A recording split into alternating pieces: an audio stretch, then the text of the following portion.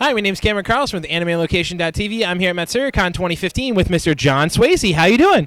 I am doing great. Thank you for having me. We're more than welcome to have you, and it's been a pleasure to have you because the last time we got to see you was 2 years ago at Matsuricon 2013. How have you been since then?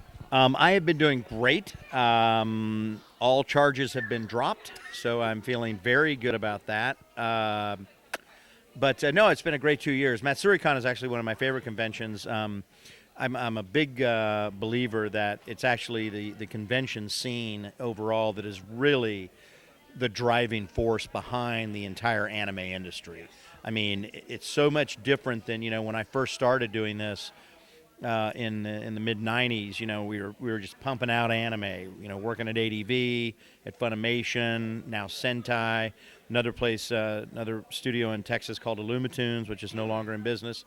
But I mean, it was just churn this stuff out, churn it out, churn it out, churn it out. But now the audience, the consumer, I think has become much more educated and much more picky and has grown enormously. Yes. And so it's things like this convention, that are really driving it. There's I don't know 3 or 4 other conventions going on right now in the United States alone. Never mind internationally. So it's really great, and it's great to be here. This is one of my favorites.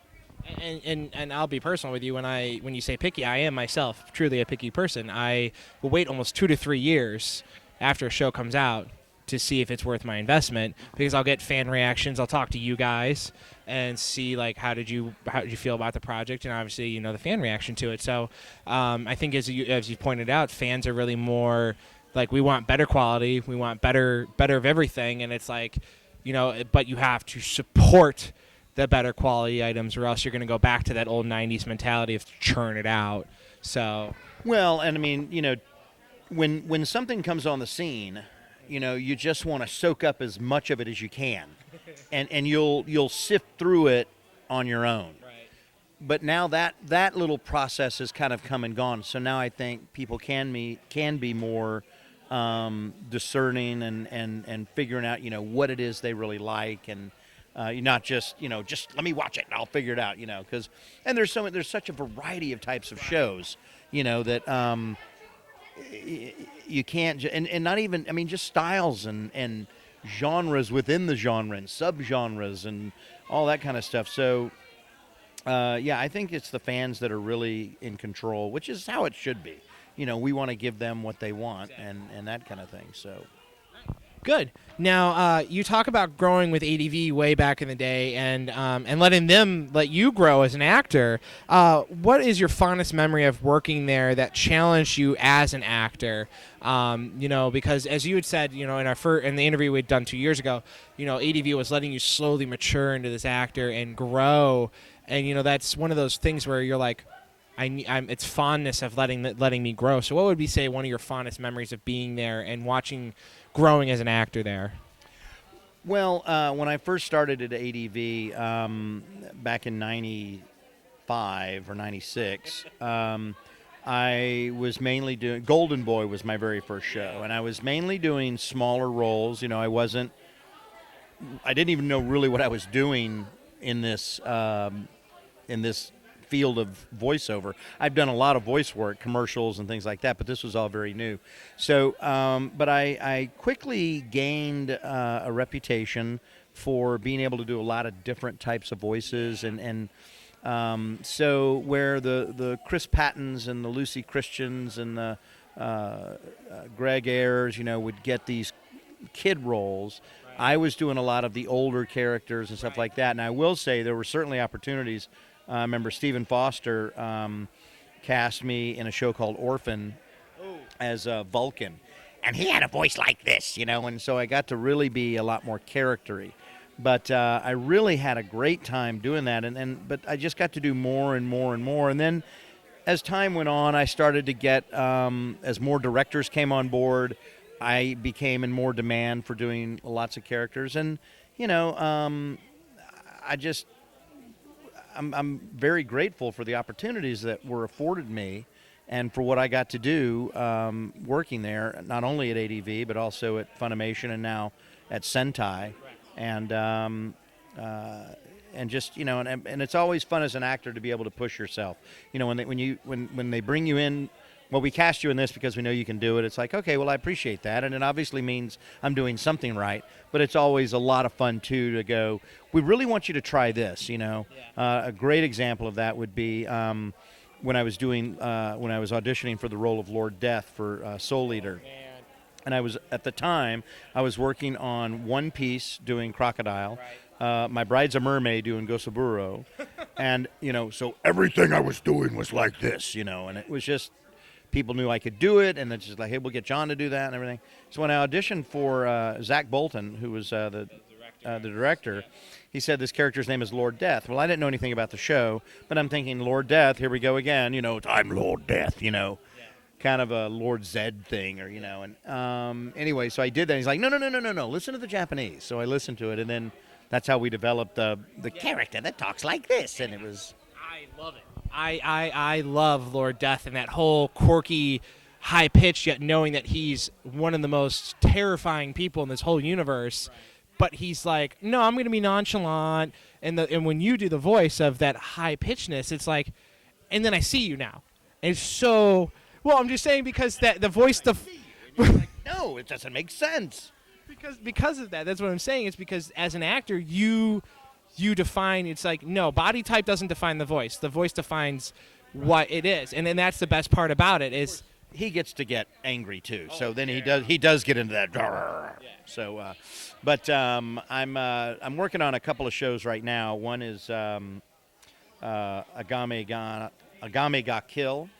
And I'm doing a character that'll be coming out soon in one of the episodes. But he's very, very different from what I normally do. Right. And then I'm also working on a show called Gangsta, which is I play Chad, one of the cops, but he's a little more of he's kind of in that range like this, and it's like that grizzled old dirty cop.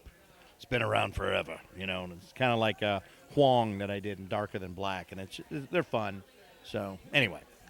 Alrighty, and again, going back to the One Piece world, One Piece is a monster of an anime. I mean, it just keeps going and going and going, and now you got to be on the show, and you were in one of the first movies they ever did as Sir Crocodile. How was it being in that universe doing that? It was fun. The first thing I did actually for One Piece was Gonfall, and he was a older, kind of a Don Quixote kind of character, and again, he was a challenge, but I love to do that kind of voice. And then when I got Crocodile, I was just kind of blown away because I didn't realize the extent that Crocodile played. Yeah. And so that was just such a fun role. But I mean, golly, it was just brutal, and it just really rags your voice. And the funny thing, and of course it's anime, it's like, oh, he's dead, okay. And then it's like, okay, next episode. I'm like, what do you mean next episode? He's dead. Well, he came back to life, Oh, okay, great. So, no, I just love that whole thing. It's difficult, because I haven't watched it all. So it's difficult when you talk about the universe. It's like I don't really know because we don't, and I know you've done this with other actors, but we don't record in a linear type of system where all the actors know what's going on in the scene. So, but anyway, it's a lot of fun. He was a great character and one of my favorites. We always love to hear that people had a lot of fun doing the characters they were part of. Now, you got to be in the Trigun movie, which, again, that hits me in the heart because it's one of my favorites. And you then get to come back and do it for Badland Rumble as the main villain. It's part of a historic franchise because I think if you talk to an anime fan that's within the last 10 to 15 years, they'll put that as like their top 10 is Trigun along with Cowboy Bebop. Like those two will be up there at the top. And, you got to be part of this historic franchise because, like I said, a lot of anime fans, especially my generation, this is where we come in. In the timeline of anime, this is where we come in. It's the late 90s, early 2000s with Toonami and that whole generation. But then have 14, 15 years of nothing coming out from that studio, and then all of a sudden, boom, here's a movie with the original director and animator and cast in Japanese, and then, bringing back a lot of the same actors and directors and cast members for the movie. And then, of course, now you come in. How do you feel about being part of that, knowing that you're touching on one part of a generation, but also getting maybe potentially another generation into anime. Right. Well, I try not to touch generations at all. That's again part of the charges that were dropped. But no, I mean, it's a thrill to be able to be part of something. I mean, when you like you meet people at conventions or you're doing autographs or whatever, and you get somebody who's a contemporary of mine that walks up and says, "God, I loved you in such and such," and they pull out this kind of dusty old anime from 1962. I mean, like. But then you meet somebody and they're a kid and they I loved you in this show, and it's interesting to see what shows kind of affected people at that particular time in their life. It's just like us as kids. I know for me, I got to work with Carl Masick, who is many consider to be the father of American anime. He did Robotech. That was his big thing. But when Robotech came out, I was just entering into college, so I missed that. I was a little too old, you know what I mean? So if it had come out maybe 3 years sooner, I would have been perfect and right then, and I probably would have gone, so. Like me, I'm a Johnny Quest kind of guy, so I love the old Johnny Quests, and so I think it's interesting. Every generation has those cartoons and those animes and those shows or whatever. So when you can kind of cross those generational boundaries, it's kind of cool. Alrighty, and now you're currently working on the project Perfect Con, an original animation project.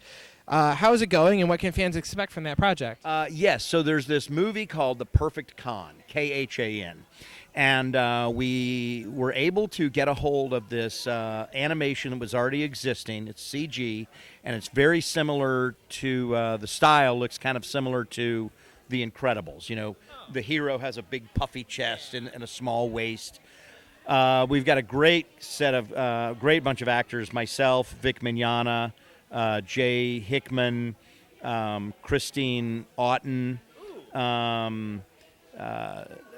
just a plethora of wonderful actors. Blake Shepard is in it, and basically what we did is we got this and we rewrote the entire script and made it into our own movie, and it's actually, as we speak, being mixed with our partner in Germany. And hopefully will be released sometime this year. And we're trying to figure out the best vehicle to release, straight to video. Maybe we can get a theatrical release. We don't know. But we're trying to work it. But it's a very, very funny movie. We're very proud of it. And to me, it's the kind of thing that I really hope we can sort of capitalize on the anime scene because, again, with anime, one of the reasons it's growing is because the, sci-fi, anime, comic, I mean, all these things, they're all starting to cross-pollinate a little bit. Right. And when they do that, you start to widen your fan base. Yes. And, so it's good for everybody, Suddenly some of the sci-fi people going, well, you know what? I kind of like that anime, and the anime guy kind of like that sci-fi, and so I'm really hoping that we can capitalize on that with this show, and then do more of them. But it's a lot of fun. It gives us a chance to be silly and have a great time, and I'm really hoping that everyone out there will watch it. So keep your eyes open for The Perfect Con. Yeah.